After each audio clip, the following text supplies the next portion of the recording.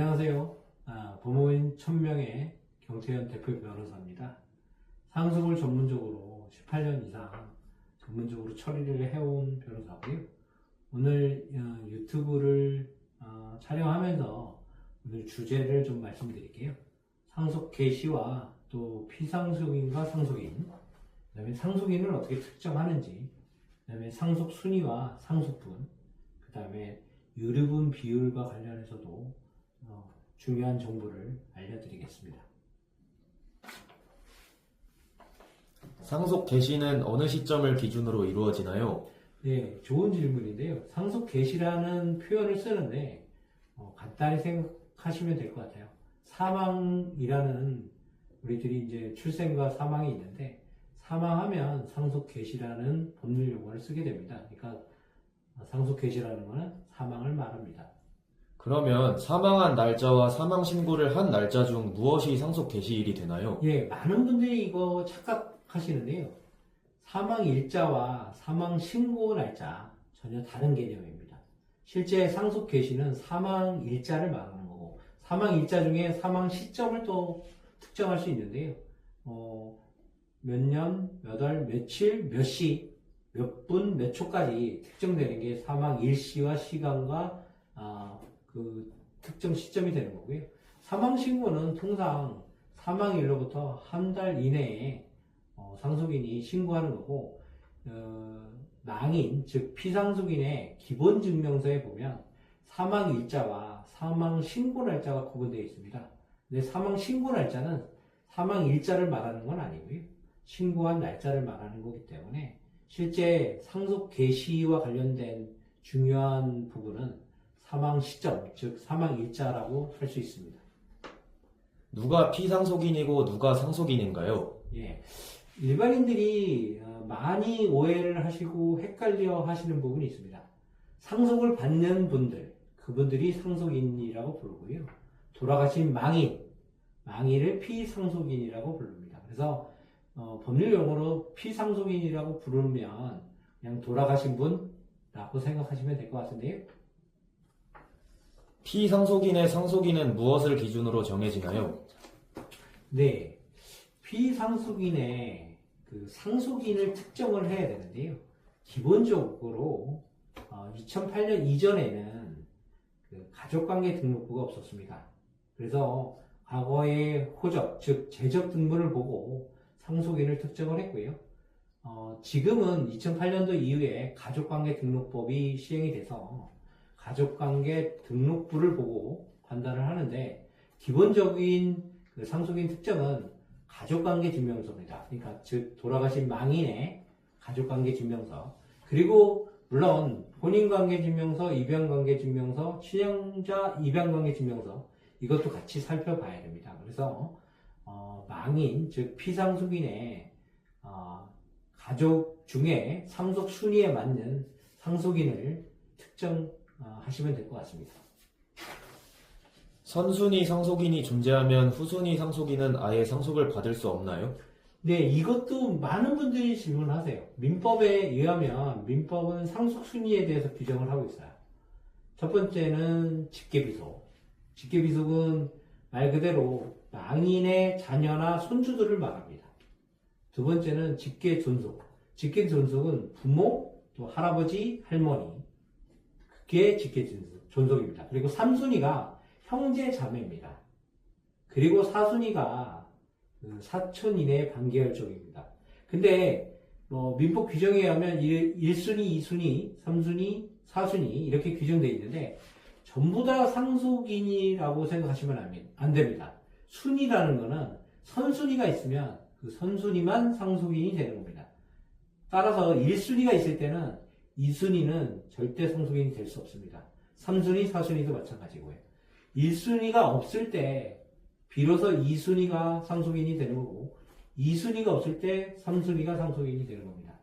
물론 1순위 상속인이 있는데 1순위 상속인이 통상 상속 개시일, 즉 사망 사실을 알고 3개월 내에 상속 포기를 다 한다면 그 2순위한테 상속이 승계가 되는 거고요. 만약에 2순위 또 상속인이 자신이 상속인임을 알게 된 날로부터 또 상속 포기를 정식으로 법원에 한다면 그 다음 순위인 3순위로 넘어갑니다. 그러니까 질문하신 상속 순위와 관련해서는 선순위가 상속인이라면 그 상속인이 상속 포기를 하지 않는 이상 후순위 상속인들은 상속인이 아니다. 이게 정확한 답변이 될 것 같습니다. 상속인이 피상속인보다 먼저 사망하면 해당 상속인의 상속분은 사라지나요? 예, 이거는 대습상속이라는 개념으로 많이들 언급을 해드리는데요. 생소한 개념입니다. 대습상속. 간단한 예를 들으면 아버지가 돌아가셨어요. 그러면 그 아내와 자녀들이 있어요. 그죠? 근데 그 아버지의 또 아버지, 즉 할아버지가 계실 거 아니겠습니까? 즉 할아버지보다 아버지가 먼저 돌아가셨을 때 그 아버지가 원래 할아버지로부터 받을 상속분, 그 상속분이 없어지는 게 아닙니다. 즉 아버지의 가족들이었던 어머니와 그 자녀들이 할아버지로부터 상속받을 권리, 그게 존속이 됩니다. 이것을 대습상속이라고 부르고요. 이렇게 원래 상속받아야 될 분이 그 배우자랑 자녀를 두고 먼저 사망했을 경우에 그 대습상속이 일어났고요. 질문하신 것처럼 그 사망하신 분의 배우자랑 자녀 없이 독신 상태에서 사망하지 않은 이상 그 상속분은 사라지진 않습니다.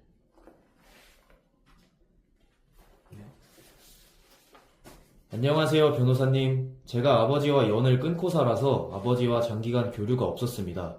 그런데 한 달 전 아버지가 1년 전에 돌아가셨다는 사실을 알게 되었습니다. 그런데 아버지는 자산은 없이 채무만 가지고 계신 상태로 돌아가셨습니다. 저는 아직 상속 포기 신고를 하지 않은 상태인데 상속 포기 신고를 지금이라도 할 수 있나요? 네. 아버지가 일단 돌아가셨으면 호적상, 즉 가족관계 증명서상 본인이 자녀로 되어 있기 때문에 상속인에 해당됩니다. 우리 법은 상속인이 되었다고 해서 무조건 포괄적인 상속을 받는다. 즉 재산도 받고 채무도 떠안아야 되는 건 아닙니다. 즉 우리나라는 상속인이 스스로 상속을 포기하거나 또 상속을 전부 받거나 혹은 한정승인, 즉 상속받은 범위 내에서 채무를 부담하는 것을 한정승이라고 하는데요. 이 세 가지 중에 하나를 선택할 권리를 부여해 드립니다. 다만 특히 이제 사안에서 아버지와 교류가 없었고 최근에 아버지 사망 사실을 알게 됐고 또 아버지의 빚이 재산보다 많다는 걸 알게 됐어요. 그러면 아버지 사망 사실을 안 날로부터, 즉 사망일은 아닙니다. 정확하게.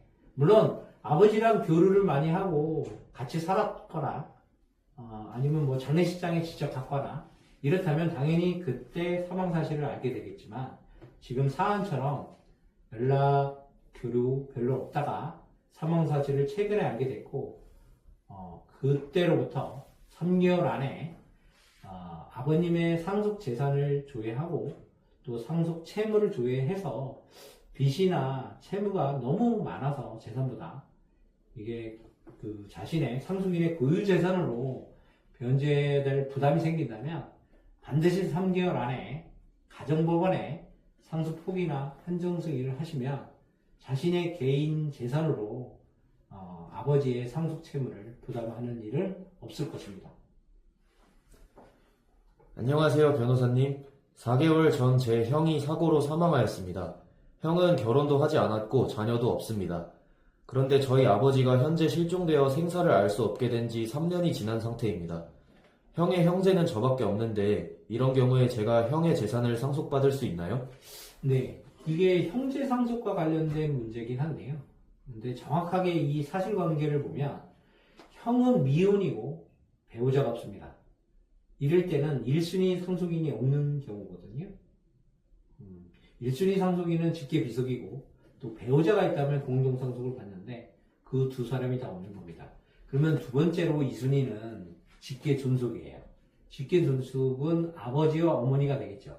근데 뭐 어머니 얘기는 없으시지만 어머니가 이미 돌아가셨다고 전제하에 아버지가 계시기 때문에 아버지가 최우선 상속인이 될 거예요. 지금 그런데 아버지는 지금 실종 상태라고 그랬잖아요. 3년 정도. 그래서 사망 처리된 건 아닙니다. 정식의 실종 선고를 받지 않은 이상 아버지는 살아 계신 걸로 추정이 되고, 이런 경우에 아버지가 상속을 받을 거고, 다만 그 동생은 아버지가 상속받는 거에 대해서 아버지한테 연락을 찾아서, 아버지를 찾아서 상속을 받으라고 할 수는 있습니다. 근데 아버지가 연락이 안 돼요. 이럴 때는 어떻게 해야 될까요? 아들 입장에서는 동생, 즉 형의 상속을 아버지가 받고 처리해야 되기 때문에 아버지는 부재자에 해당될 겁니다. 그리고 일반 실종 선고 요건에는 부합하지 않아요. 최소 실종을 하려면 5년 이상 연락 두절과 생사불명해야 되거든요. 지금 사안에서 보시면 3년이기 때문에 아버지는 실종자에 해당되는 것보다는 부재자에 가깝습니다. 그래서 이런 경우 동생은 아버지에 대한 부재자 재산관리인 선임 신청을 해서 재산관리인으로 동생이 선임된다면 이 돌아가신 형님의 재산을 아버지를 대신해서 관리하게 될 거고, 아버지가 결국 상속인으로서 상속인이지만 부재자잖아요. 그래서 동생이 아버지의 상속 재산을 형의 상속 재산을 아버지를 대신해서 관리하다가 아버지마저도 도저히 연락이 안 된다. 그러면 아버지에 대해서 연락 두절된 지 5년이 경과되면 부재자 상태가 아닌 실종자가 될 수 있기 때문에 그때 별도의 실종선고 청구를 해서 아버지도 실종선고 처리가 되면 아버지도 사망 처리가 될 겁니다. 그때 아버지의 고유재산과 형으로부터 상속받은 아버지의 상속재산을 다 동생이 상속받을 수 있을 것입니다. 현재로서는 동생이 곧바로 형으로부터 상속받을 수는 없습니다. 네, 오늘은 상속과 관련된 일반적인 내용을 설명을 좀 드렸어요. 그래서 상속 개시와 상속인이 누가 되는 건지, 그 다음에 피상속인은 누구인지, 그죠? 그리고 상속 순위, 그 다음에 상속 포기, 대습상속, 일반적인 상속과 관련된 내용을 주제로 설명을 드렸는데, 앞으로도 상속과 관련된 전문 지식을 사례와 이론 다 종합해서 순차적으로 설명을 좀 드릴 겁니다. 유튜브가 좀 어색하긴 한데 일반인들한테 저의 전문 지식을 최대한 쉽게 또 설명할 수 있는 기회라고 생각하고요. 앞으로도 최선을 다해서 정확하고 또 쉬운 정보를 좀 안내드릴 테니 많이 시청해 주시기 바라고 구독, 좋아요 눌러주시기 바랍니다. 감사합니다.